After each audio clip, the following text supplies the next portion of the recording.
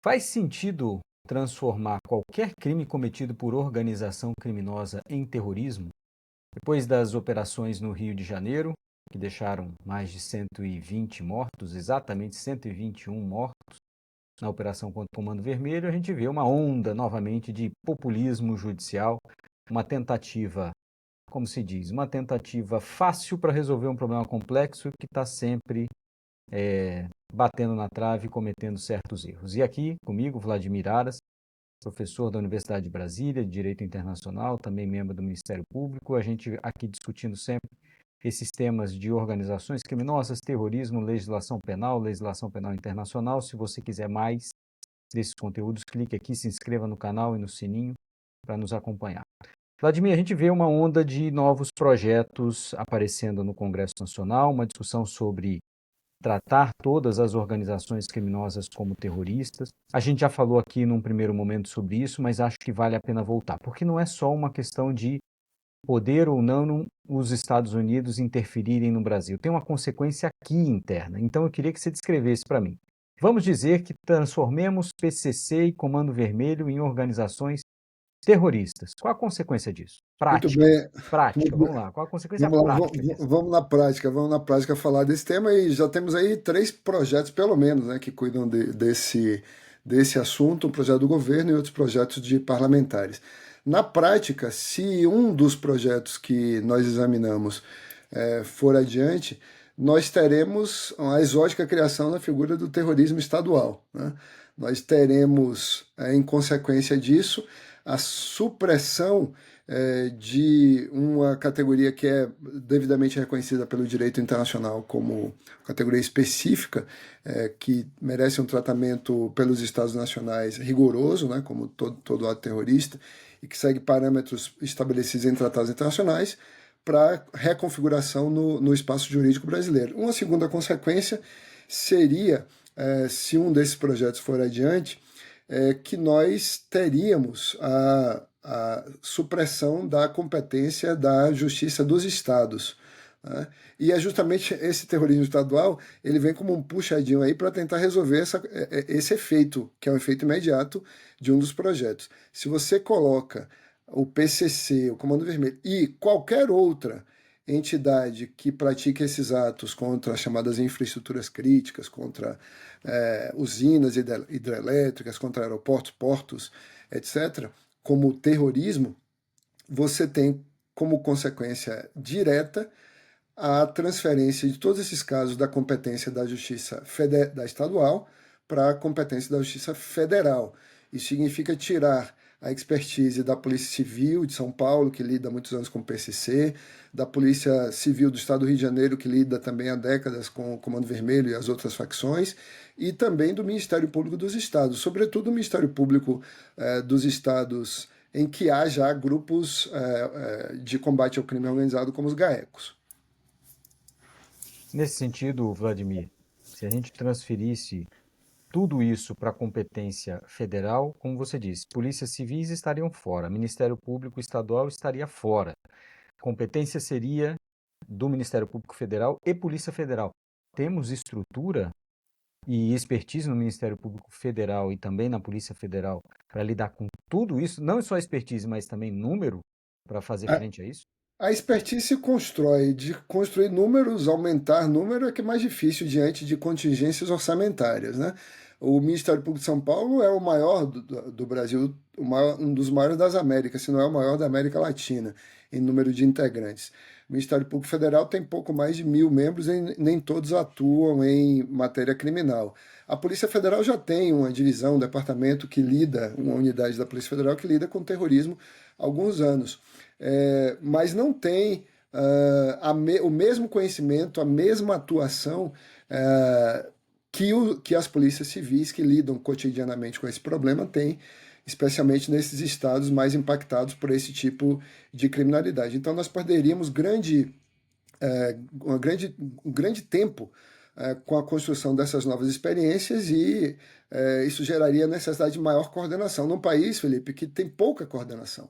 Nós ainda temos pouca coordenação entre as forças policiais dos estados e da União, nós temos pouca coordenação entre os ministérios públicos da União e dos estados, então é criar mais um problema dentro desta realidade já deficitária, complexa, que nós já enfrentamos quando lidamos com o crime organizado. E como eu disse há pouco, quando você cria essa figura de terrorismo vinculando-a à atividade de facções criminosas, você cria a necessidade de mudar esse artigo 11, o atual artigo 11 da lei de lavagem, e aí é que surgiria essa exótica figura do terrorismo estadual, que é inconstitucional. Né? Seria inconstitucional essa alteração por violar diretamente o artigo 109 da Constituição. Vamos falar disso, Vladimir. O que seria essa figura do terrorismo estadual? Isso aí está num Ó, projeto específico, né? Eu queria que você descrevesse isso bem para a gente mostrar qual é o problema desse negócio. bom, o problema é o seguinte, no artigo 11, o artigo 11 atual da lei do terrorismo, ele prevê que a investigação criminal é federal e o processo penal é federal, como consequência do artigo 109 da Constituição. Esse artigo ele distribui a competência entre os juízes federais e os juízes dos estados, os juízes militares e os juízes eleitorais. Ou seja, para que nós saibamos qual é o juiz natural, quem é o juiz que julga um caso criminal brasileiro, nós temos que ir a esse artigo 109, que está em vigor desde 1988. Então, ali a União diz, ó, isto aqui é meu, e o que não é meu será dos estados. As outras ressalvas são quanto à competência da Justiça Militar, que tem uma parcela de atribuição para julgamento de crimes militares, e a outra parcela também pequena dos crimes fica com a Justiça Eleitoral. Muito bem, então quando a União diz, ó, esses crimes aqui são meus, qualquer julgamento que seja feito por um juiz que não seja um juiz federal será violador do direito ao juiz natural, de uma garantia constitucional do cidadão. O que é que o texto atual da lei de terrorismo diz? Diz exatamente isso, ó, que em função do artigo 109, inciso 4 da Constituição, o crime de terrorismo é sempre julgado pela Justiça Federal. O projeto que cria essa figura do terrorismo estadual, ele procura mexer nessa engrenagem, fazendo com que nós fujamos do inciso 4 do artigo 109, dizendo, ora, quando esses crimes forem de interesse estadual, aí a investigação caberá à Polícia Civil e a competência para julgamento dos casos caberia a um juiz de direito na Justiça Estadual. Portanto, Polícia Civil MP de cada estado julgariam os novos crimes de terrorismo, esses crimes de terrorismo que seriam praticáveis por facções criminosas. Muito bem. Isso vai abrir um playground, vai criar um playground enorme, Felipe, para os advogados desses grupos criminosos brincarem de nulidade. Então nós teremos ali várias oportunidades para arregimentar nulidades em investigações criminais já complexas e que já sofrem o problema de nulidades reais ou inventadas no sistema de justiça brasileiro. Então, quando a Polícia Civil investigar um caso de terrorismo, o advogado vai fazer o quê? Vai alegar que toda a investigação foi nula e terá grande chance de obter êxito nisso, porque existem duas teorias sobre a competência no terrorismo. Terrorismo como crime federal, porque viola o interesse da União, em função dos compromissos internacionais que a União assumiu, em função do fato de o terrorismo ser um ato que se volta muitas vezes a desestabilizar a federação, conseguir ações, fazer e não fazer, de órgãos da União ou da própria União, de entidades da União ou dela própria.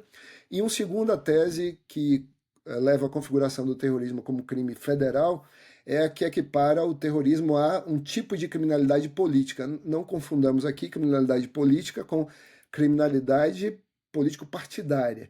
Criminalidade política no sentido de debilitar a estrutura da polis, enfraquecer a organicidade do Estado, porque, em última análise, terrorismo é exatamente isso. É uma conduta que visa não só intimidar a população, as pessoas em uma determinada região geográfica, com o fim de obter uma ação do Estado nacional, ou de uma entidade subnacional, obter uma ação ou uma inação.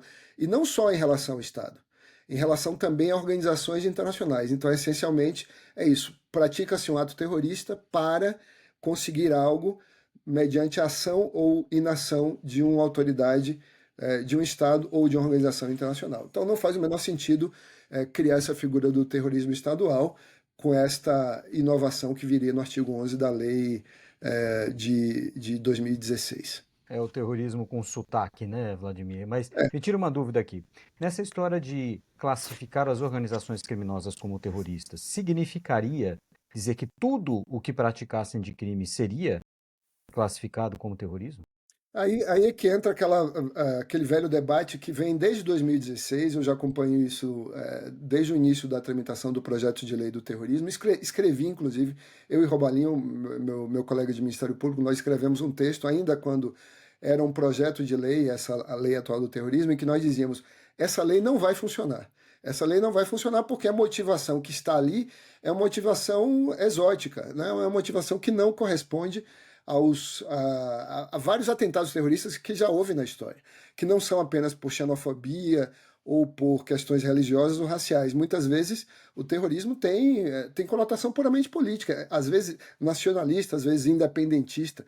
Basta que a gente lembre das atividades terroristas das Brigadas Vermelhas na Itália, das atividades terroristas do Exército Republicano Irlandês no Reino Unido, da atividade terrorista do Exército Separatista Basco na Espanha, mas também na França, e entidades terroristas na história de Israel, né, organizações terroristas israelenses que existiram no início da formação do Estado judaico, ali nos anos 40. Então não é o terrorismo, ele não está ligado necessariamente àquelas motivações que nós temos na nossa lei. Então a lei é ruim. Mas por que a nossa lei é ruim? Por um motivo muito semelhante aos tópicos adotados agora pelos projetos em curso, especialmente esse aí do terrorismo estadual, que é o quê?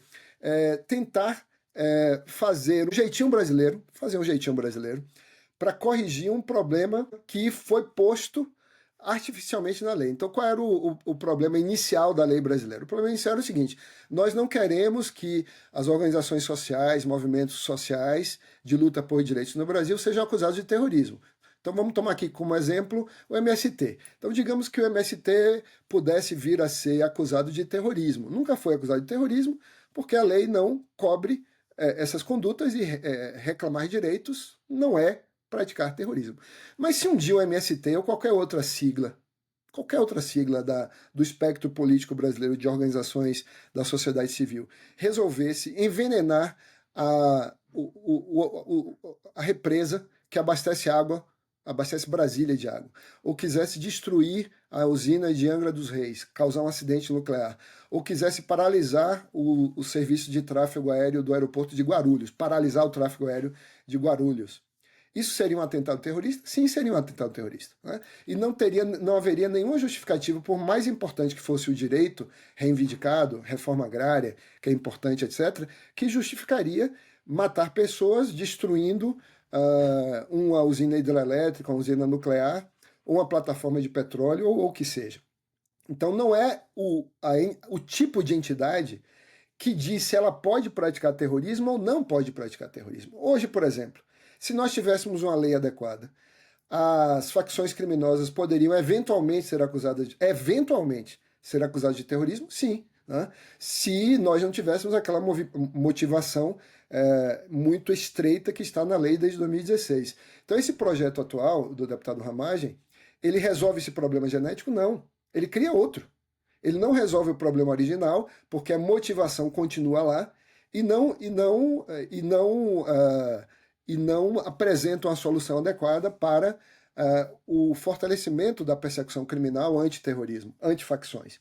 Porque quando eu troco o rótulo, eu pego a etiqueta de organização terrorista e colo nas facções criminosas, o que é que na prática o Ministério Público e a polícia terão de força para reprimir essas organizações? Nada mais. Eu posso mudar a pena, né? Mas os instrumentos de persecução criminal, colaboração premiada, eu já posso usar hoje, eu já posso usar infiltração policial, eu já posso usar interceptação telefônica, acesso a dados, eu já posso fazer tudo aquilo que a lei do crime organizado me permite, inclusive para as organizações terroristas, porque essas duas entidades elas se aproximaram nos métodos investigativos, tanto que a lei de 2016 diz assim, para você investigar terrorismo, o que é que você faz?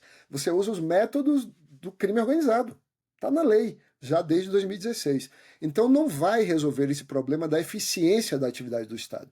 cria, como eu disse há pouco, respondendo a você, esse problema de uma potencial nulidade, o playground de nulidades para os advogados anularem casos por déficit de competência. Vão ficar dizendo, esse caso aqui não era estadual, esse caso aqui era federal. Por quê? Porque houve uma transnacionalidade. A facção criminosa não praticou um ato só, o Comando Vermelho não praticou um ato só no Rio de Janeiro. Ele lavou dinheiro transnacionalmente também. Então isso já é um crime federal, puxa a competência estadual e aí acabou o caso inteiro.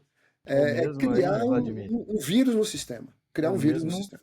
com essa competência estadual, pode ter cometido crime em outro estado também. E aí a justiça do outro estado vai falar, não, ó, tem que ser julgado aqui, por conta Muito bem também da lembrado. continuidade desse. Então vai ser uma baita de uma confusão. Mas eu queria que você Competência repetisse. interestadual. Pois é, Interestadual, né? pois é. Conflito Mas aí, interestadual. exatamente, aí seria uma disputa entre estados para saber quem julgaria mais uma nulidade. Mas, Vladimir, só para a gente concluir, você falou, né, o problema está na motivação que está lá transcrito na lei. Eu queria que você repetisse qual é essa motivação e aí qual a solução dentro do texto que já existe para a gente fazer frente a esse problema sem saídas fáceis. Nós precisamos primeiro corrigir este problema que vem desde 2016, que diz assim: o terrorismo consiste na prática de por um ou mais indivíduos, dos atos previstos neste artigo. A lei descreve quais são os atos. E aí apresenta as motivações por razões de xenofobia, discriminação ou preconceito de raça, cor, etnia e religião. Então, este ponto aqui poderia ser corrigido pelo legislador. Então, o projeto de lei para mexer na lei do terrorismo seria para isso, para tirar isso aqui, eventualmente para aumentar a pena, trazer uma causa de aumento de pena, como o projeto de lei do deputado Ramagem acertadamente traz, quando cria essa causa de uma pena mais alta para o ciberterrorismo, né, para as atividades terroristas praticadas por meio de ataques cibernéticos, amplificando a proteção das infraestruturas críticas cibernéticas, né, porque você destruir redes informáticas, você tirar do ar a internet, ou usar meios cibernéticos para alcançar uma finalidade última de destruir uma infraestrutura crítica, deve ter realmente uma pena maior, mas não tentando pegar um rótulo de uma coisa e colocar em outra artificialmente. A gente pode resolver todos esses problemas dentro da lei do crime organizado